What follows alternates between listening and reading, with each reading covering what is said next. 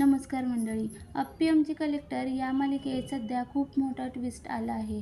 मालिकेत अमोलच्या शब्दाखातर अप्पी व अर्जुन एकत्र आलेले असतात. अप्पी व अर्जुन एकत्र यावे म्हणून अमोल खूप प्रयत्न करत असतो. हे प्रयत्न अप्पीच्या लक्षातही येतात. अमोलच्या या प्रयत्नांना यश यावेत आणि त्याला आईबाबा मिळावेत यासाठी अप्पी अर्जुनकडे त्यांच्यातील प्रेमाबाबत भाष्य करते. अमोलमुळे अप्पी व अर्जुन एकत्र राहत असले तरी ते दोघे मनाने एकमेकांपासून केव्हाच दूर गेले आहेत. भूतकाळात घडलेल्या गोष्टींचा विसर अद्यापही अर्जुनला पडलेला नाही. 7 वर्षांपूर्वी अपर्णाने केलेली चूक त्याच्या मनात 7 वर्ष चालत राहिली.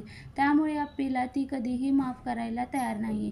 मालिकेच्या नुकत्याच समोर आलेल्या प्रोमोमध्ये अप्पी अर्जुनला विचारते, आपण अमोलसाठी एकत्र राहतोय तर आपल्यात पुढे काही होऊ शकणार नाही का?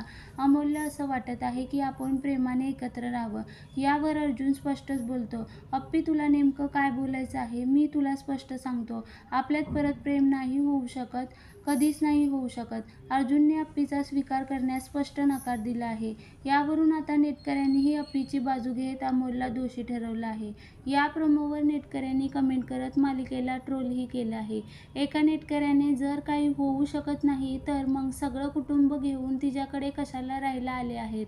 सरळ सरळ त्या अमोलला काय खरं आहे ते सांगा आणि नसेल जमत तर मग बंद करा मालिका, उगाच काहीही दाखवतात असं म्हटलं आहे.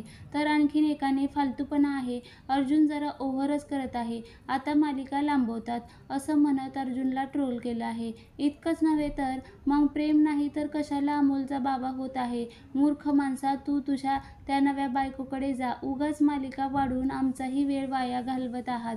नको येऊ एकत्र, तुझी लायकी ती आहे पण अप्पी चांगली आहे. अर्जुन अप्पी दोघेही मंद आहेत, लग्न झालेल्या जोडप्यांचं काय उदाहरण आहे? अशा अनेक कमेंट करत मालिकेला ट्रोल केलं जात आहे.